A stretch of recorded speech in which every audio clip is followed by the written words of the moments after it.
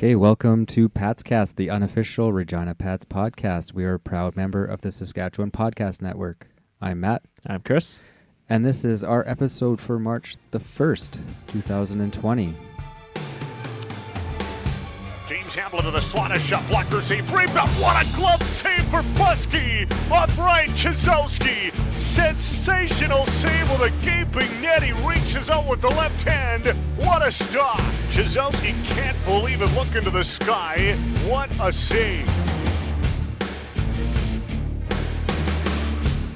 Okay, everyone, we are not coming at you live this week, unfortunately. We have a bit of technical internet problems, but we are still recording the video, and we will get that up on Facebook or, of course, on Twitter and our podcast stream. That'll always be up and live, but we are taking advantage of the Facebook Live medium right now and trying to get that going. Now, hopefully the internet gets solved and we can do our live video, which was fun last time. So remember to follow us on Facebook at WHL Patscast, and that's the same for Twitter and Instagram. So we are going to get at it this week. I don't know really much to say about these two games. Kind of Medicine Hat has our number. Yeah, totally. Really, it was brutal. It was God, that Friday game. But okay, that being said, the Friday game started off not too bad. No, I didn't think so. I mean, it was kind of in the second, the kind of wheels were starting to get wobbly. And it that first early goal in the third period against us. That was the nail in the coffin. That was it. Yeah. And actually, the score could have got out of hand sooner than that in that game. It didn't. Buskey had some decent saves, but there's one power play that Medicine Hat had that I was sitting there and they looked god awful. Yeah, it was the first brutal. one. They were missing passes. They could barely get out of their zone. And I thought, well, maybe they're off night tonight. Yeah, maybe they're not so hot right now. And we had a couple decent power plays, didn't convert on them. Yeah, our first one was terrible too, and theirs was terrible. Yeah, as well. So then, then we had a couple better ones later on, but yeah, we just couldn't capitalize on that. And then it just. And I don't know if they got down on themselves from that or what, but that's not like them. It was a very uncharacteristic game. Yeah. And then it just fell apart so bad. It was brutal. And then, but Medicine Hat again did not play that well, in my opinion. That Mad Sogard pass to Nyhoff, like that was not. They did not play well either, and how they got that as many goals as they did.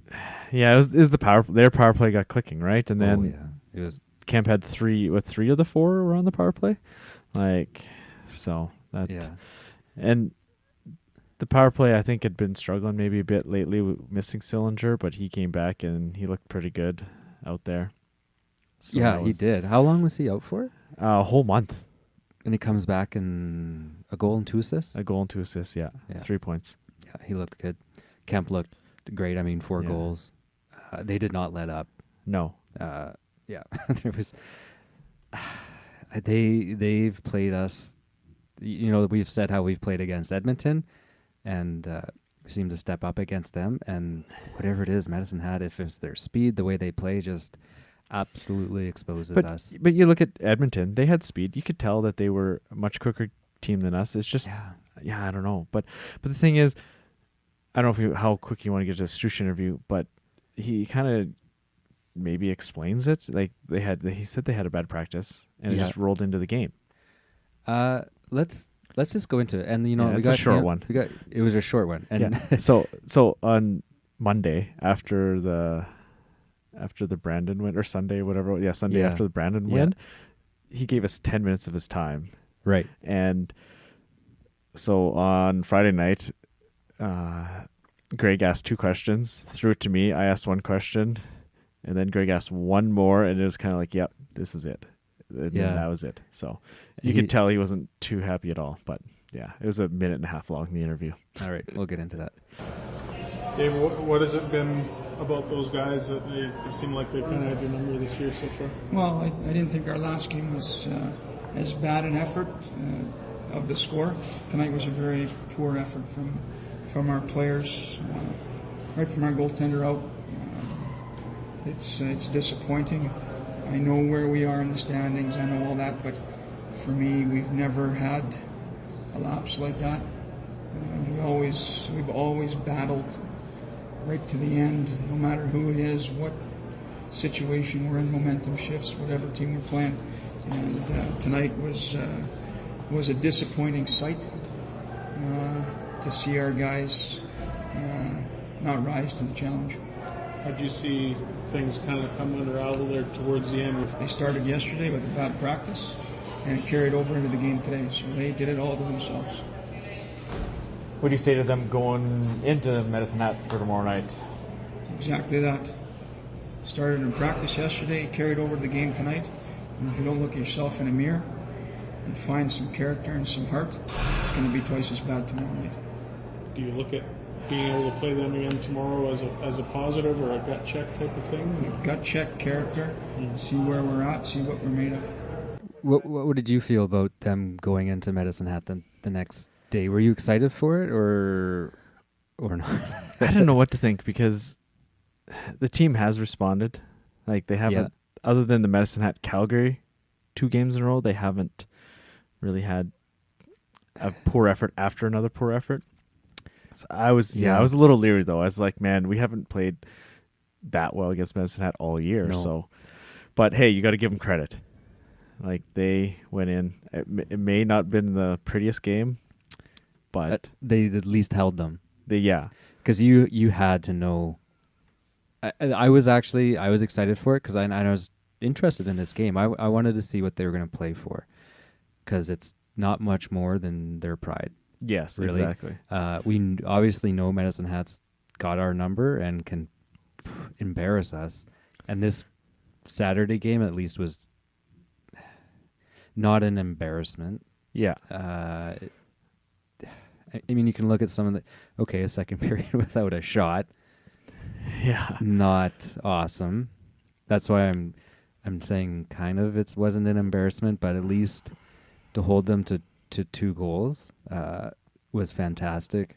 And those 2 goals, like I only watched the second period. I didn't have time to watch the whole game. Yeah. But I watched the second period just to see if we actually didn't get a shot on goal, and we didn't. Like we had some chances, but pucks went wide, and stuff like that. But yeah, Sogard didn't actually stop a puck. And then I watched a highlight pack, and I mean Buskey played real well. Like the team, I think he rebounded. But the thing, even the 2 goals he did let in, I think were on the weaker side, and I think he would have wanted them back. Like he made some really big saves, but the 2 snuck through him, which was unfortunate. But he played a great game, and I thought maybe on Friday it wasn't one of his better games. Like he made, again, lots of shots, but he made some decent saves on Friday. But I think there was 2 ways this Saturday game could have gone, and it is either an absolute disaster, and they get rough and they start being thugs out there, just like an embarrassment that way, which I think would have been worse than getting blown out if they just went in and tried to settle the score physically. Yeah, and good to see they didn't do that. Yeah, or they come out and they play hard. Now, I don't think it's a reality they were going to beat them, or if they did, it would be very, very close and probably come down to a few maybe lucky bounces, but they held their own. And give it to Buskey, man. He got first star for it too. I see that, which is awesome for the visiting team and the home team to recognize the visiting goaltender in a loss. In a loss for what he did, because he's showing some character, and it can lead into one of your topics you had brought up, which is a 20-year-old goaltender. Yeah, like he could be back next year. You never know. It's it's a tough spot the Pats are in for goaltending right now. We've talked about that. We did Welke did get some not time, but he's in the organization still. Yeah, so it's the first time we've seen him, Yeah, and there was some concern because they brought him in on the Friday game. Yeah. For backup, and then sent him back to the Mintos because they're in their playoff run. Yeah, so they were playing Saturday afternoon in Saskatoon. Yeah, so I heard he left right after that game. Yeah, most likely. Yeah, he wouldn't have waited till the morning. No, he probably just would have went to Saskatoon. Probably, I wonder if he just went to Saskatoon or went all the way home to PA or what. Yeah, regardless. So he was gone. So now it kind of brings up an interesting discussion point that was, the emergency backup goalie was the big talk last week. So we're part of that now discussion because we had no goalie when we read that tweet because I think they sent it out that night. Yeah, right away That he was gone. Yeah, and they must have had the plan already. Not hatched, but they already had a plan for it because Keeper's in playoffs as well. He was playing tonight, as in Sunday night. Okay, and or his team is. I don't know. You never know if he's actually playing, but he did play. I believe on Friday night. Or I have it written down here, so I looked it up just to see. Keeper played Friday night. Started. They lost. Okay. But Welke, they lost on Sunday.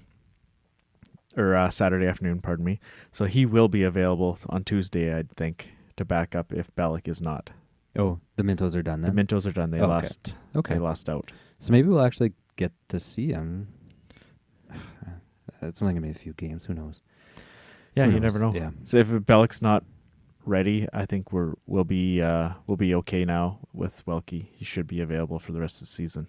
Okay. From what I can tell. But yeah, it's not unheard of to get another team's goalie prospect. No, we had Calgary's goalie prospect. Yeah. No, he wasn't dressed, was he? I don't know. Was he on the bench? I can't recall seeing. I don't know. I have to go back and look at the replay maybe if he was there or not. I assume he would be on the bench. He would. Because you can't. I mean, you have to have someone if Busky was hurt. Yeah. Anyways, so I remember we did that last year. Wasn't it Presenti? Or who was it that... Were we involved in the game? Or... I think, and it was Moose Jaw, I think that... there was... I didn't think... It was one of our goaltenders. Was it really? Yeah.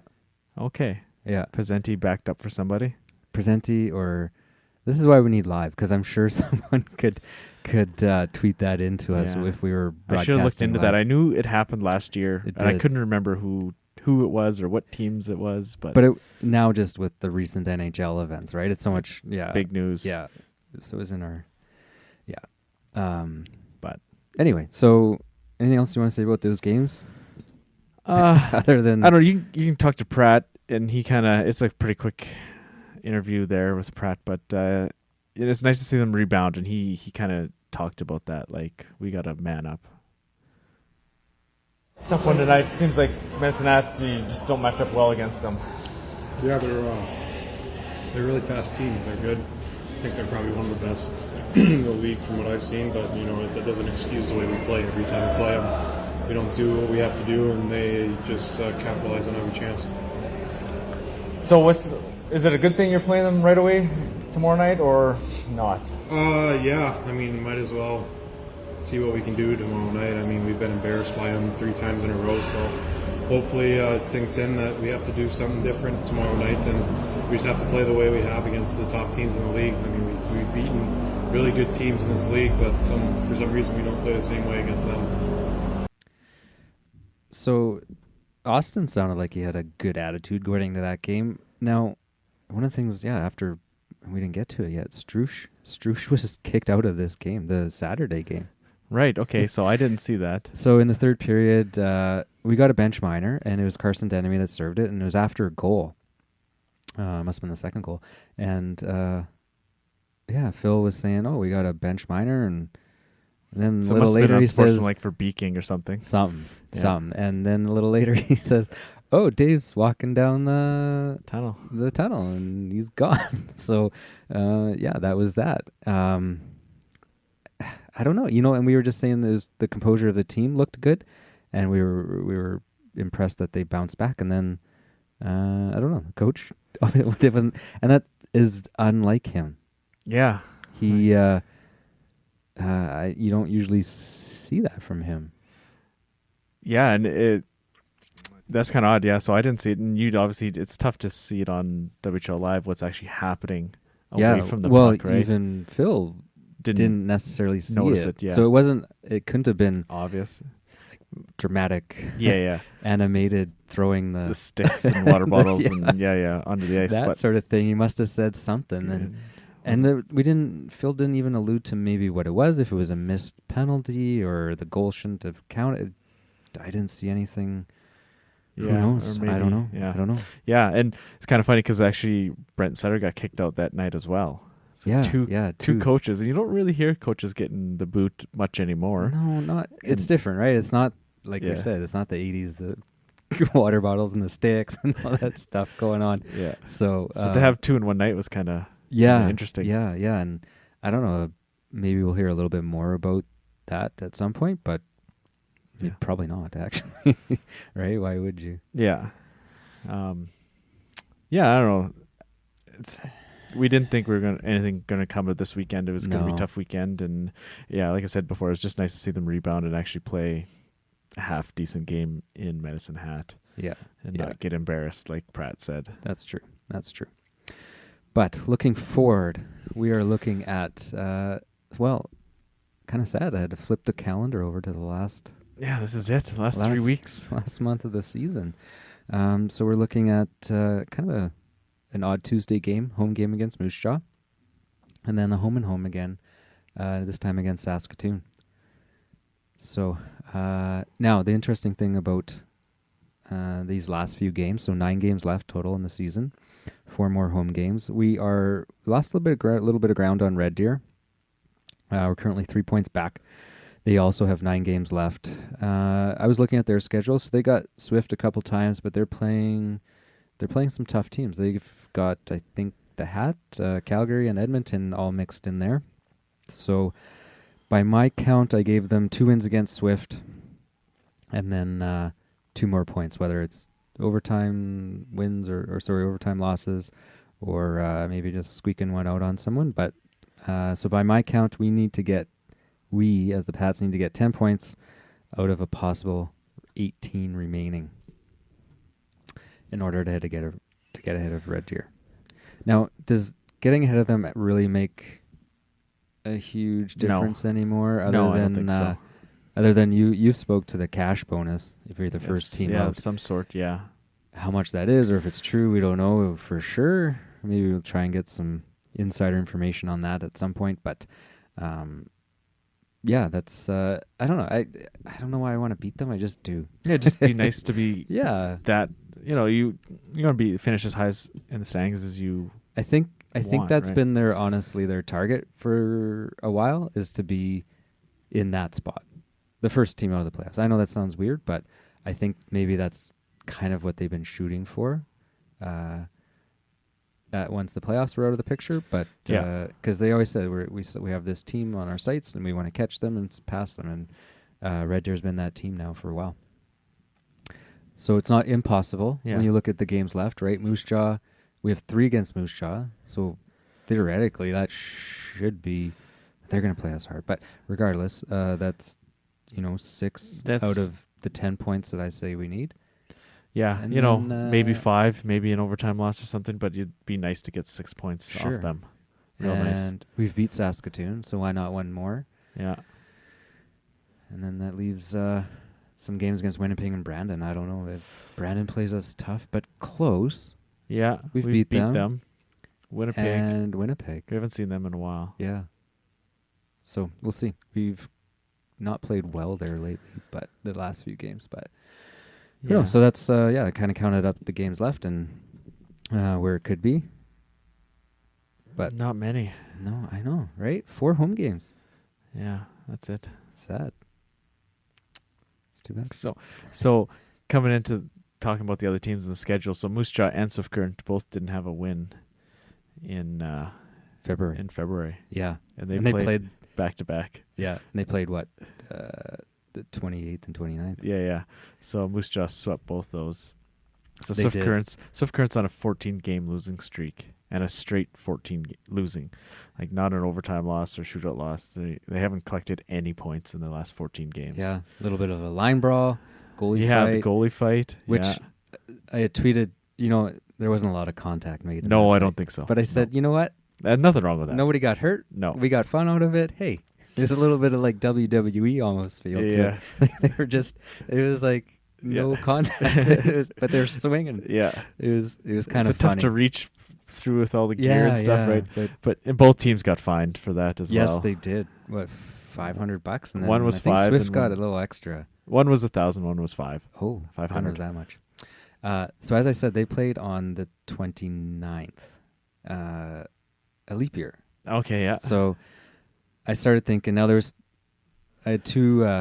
Actually, this is a little news segment of the show that I want to show off here. So anyone listening won't see it, but anyone watching the show, Matt's maybe interesting, but probably useless fact of the week. Oh, here we go. Did you see that on the screen? Yeah. Okay, so it was a leap year. So I started looking up like what something To do unique, with- cool must have happened on a leap year. So again, finding WHL facts kind of tough, but I thought this one was kind of interesting. Just talking about Ovechkin and his 700th goal. So he did that a couple weeks ago now.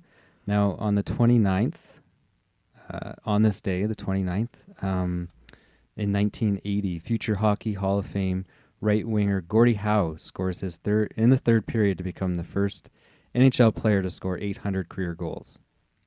The Hartford Whalers beat the St. Louis Blues 3-0. And that happened on February 29th. Oh, there we go. So yeah, I was kind of looking up tried to find something unique on the 29th, and that was that. So Cool. that was Matt's maybe interesting, but probably useless fact of the week. Nice. Anyway, so going, what do you want to talk about? Let's talk about the Pats roster here a little bit here. So Stanek was back. That was nice. Yeah, good to see him back. Got Robbie Holmes back midway through that 2-game suspension. I don't know.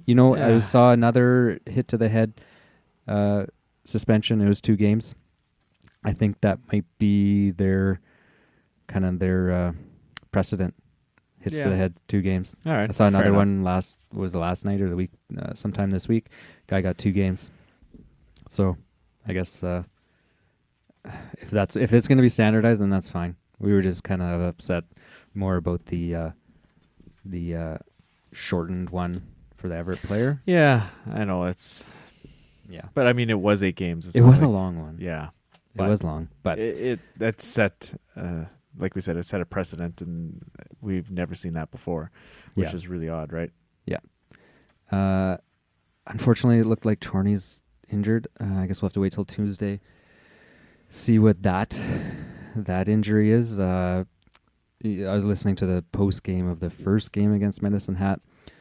Strush was on that again, which is kind of weird. He's been on the radio post game lately. Okay. So yeah, he spoke about him. It's Carter Chorney being injured, and it's just he agrees. It's just frustrating season for Carter. It's got injured here and there a few times and been out. Just came back. Now he's hurt again, and who knows if it's bad? It could be it, right? Could be it for the season for him. Yeah, but we got Brooke back. We got Stanek back, so we got some depth at the forward position, which isn't a bad thing. Now, did he play the second game against Medicine Hat? That's a good question. I was wondering. He might have been forced to because of that injury. But regardless, it's too bad to hear about Chorney.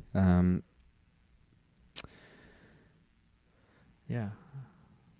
Otherwise, now the other trivia that I was going to maybe get into was how about Ty Smith's night? Yes. 8 points. Holy cow! Just before we get into that, do you see what the Pats tweeted out? The Smith brothers combined for 9 points tonight. I didn't see that. That's funny. Yeah, Good for them. because Zach had 1 goal. Yeah, so. yeah, that's funny. That's kind of. That's good. Yeah, no, that was the other one was gonna do is most points in the night. Okay, yeah, and it was back to Brooke. He did play. He did. back to back. Okay. Against Okay, Benson. so Hat. he's looks like he's probably good to go. we were seeing him alternating starts and sits, but now it looks like he just sat that Saturday the 3 and 3. I suppose, So I guess. Yeah. Yeah, anything else WHL you want to talk about? yeah, no, we were kind of talking to the Dub Network. The point record kind of like for defensemen. Oh, defenseman. So it was 10 points for a player. Yeah, I found that. WHL doesn't list defensemen, but man, I'm pretty sure Jeffrey It's Brando. got to be close. Yeah, like I definitely. mean, 10's the most for a player in a game. For defenseman, Yeah. I think I saw someone had 7 assists. Yeah, maybe we'll have to do that for next week. Okay, so Jeffrey Brando tweeted No, out. I guess we're not doing it next week. Here it is. No, it's not points. It's just goals. Oh, okay. It's the most goal.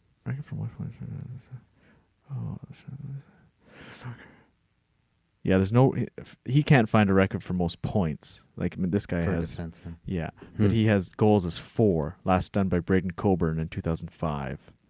What was the breakdown of ties night? He had 3 and 5. 3 and 5. Yeah, Wow. he had the hat trick. And then the next night he had another 2 goals. Wow. So he had 10 points in 2 games. Yeah. He went from like 15th in defenseman scoring to like 5th, something like that. Yeah, good for him. So yeah, he's right back up there. Awesome. And Spokane is hot. So we were talking about Portland and Everett last week. Yeah, so I tweeted out today. There was a Dan Eva matchup today. Portland and Everett playing Again. the afternoon Sunday. Yeah. And 1 point was separating the two. Portland, they were maybe on a little bit of a slide here. Everett's hot. Now they're what? So the game went. Everett won 4-1, Yeah. and now they're 10-0. And they're past the 10. last 10. Yeah, 10 game winning streak. So took a 1 point lead now on Portland. And the reason why this is so important is it's the difference between playing Spokane or Seattle in the first round, Yeah. right? And then you That's get back huge. to that whole division wildcard style playoff Yeah. matchup, right? Because like First nobody place wants is so important. huge. Yeah, because nobody wants to play Spokane. Like they're 9-1 in their past 10, Yeah. and Portland's reeling here a little bit.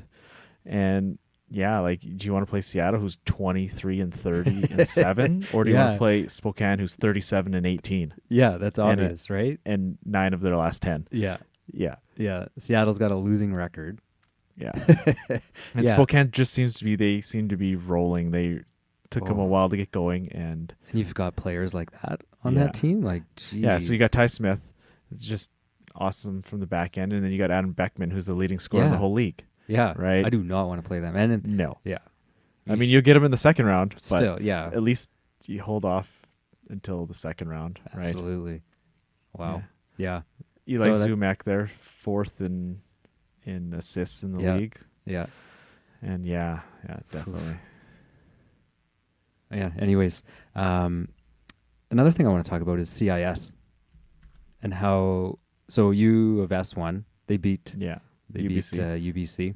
Yeah, some close games, but Now, yeah, what I wanted to talk about though is how pathetic the coverage on CIS is. oh yeah, there's It is unbelievable. And even their own site sucks. really. Brutal. It is so hard to find scores and anything like that. It is tough to navigate.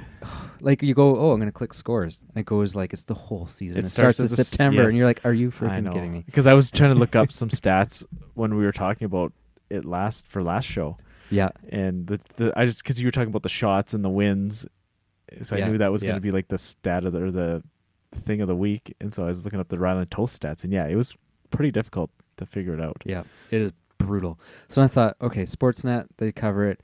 Go to Sportsnet, U Sports. All it does is like put up a little frame of the CIS site, the same shitty site. They like mirror it. They just linked to like, it. It's and they Oh, keep wow. the Sportsnet like stuff around yeah, it. yeah. I was like, you've got to be kidding me. But do you know it's not on Sportsnet anymore? No, it isn't. No. It's CBC Oh, okay. only online. Yeah. Okay. I know, because last year I watched the final last year on Sportsnet. Yeah, it was on Sportsnet, right? Yeah. So it's CBC only online with their Gem app, whatever that is. I don't know. I don't even have it. Never And heard of it that. is March 12th to 15th. So And who's hosting? It's out east. isn't it? Halifax. Yeah. Okay. Yeah. So it's just sad. I mean, I don't know. I don't really pay attention till now, and you start to see a few tweets here and there. But actually, the WHL covers it better.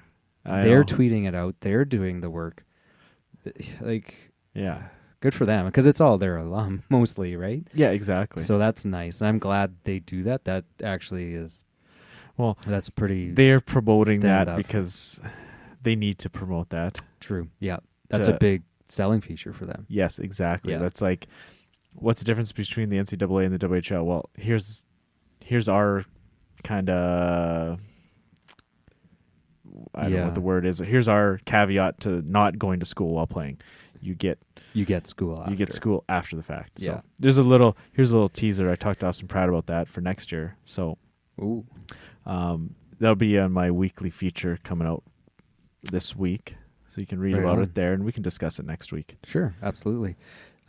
Speaking of which, you also put out a really good article on past Pats players and how they're doing this year. People in the semi, Just professional, AHL and the ECHL. Yeah.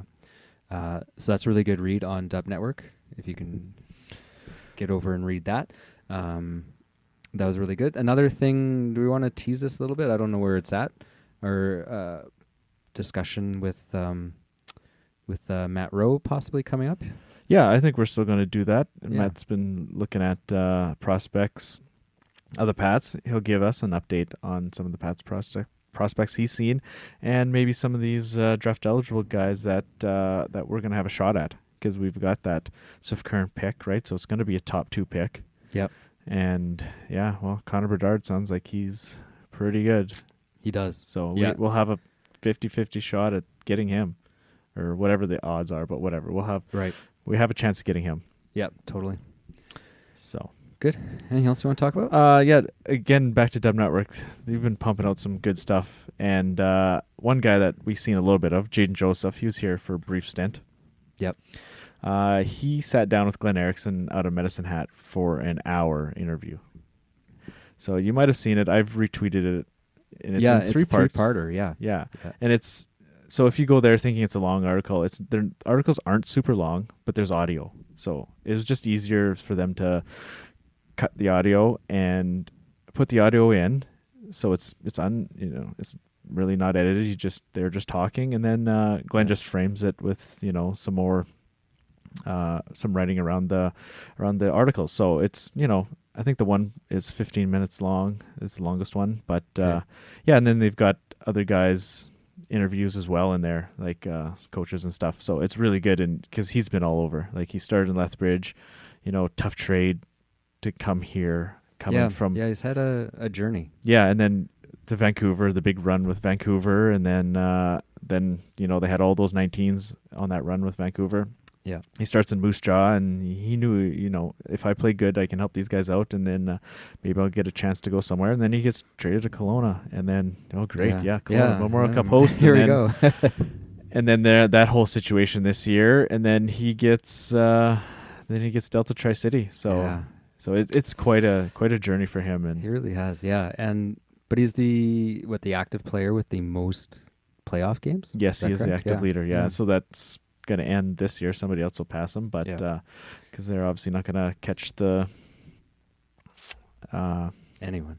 Yeah, No. They're not going to make the playoffs. So okay, well, let's wrap it up for the night. Disappointing weekend. 3 games coming up. We're gonna have to start getting some points here to catch Red Deer. Yeah, Moose Jaw. We should get a win in Moose Jaw here. Saskatoon home and home. It would be nice to get one, but they're looking for some points too. I know I'm going to be in Saskatoon on that Friday. I don't think I'm going to go to the game, but I mean, we're going to be up there, and that's the last thing. Oh, we're in Saskatoon. Let's go to a Pats game. I don't know if the significant other will be too. I mean, she likes going to the games. She goes to all the games here. It's like, oh, we're in Saskatoon. We're not going to a Pats game, are we? So I don't know if I'll even bring it up. Okay. If she listens, maybe she can comment if she's listening. Okay. But, well, let's wrap it up. Yeah. We'll see you guys at the rink. All right. Good night. Good night. behind the Tiger net. Sogard able to stop it. Trying to clear. Comes right to Nyhoff, and he scores! A gift for his 14th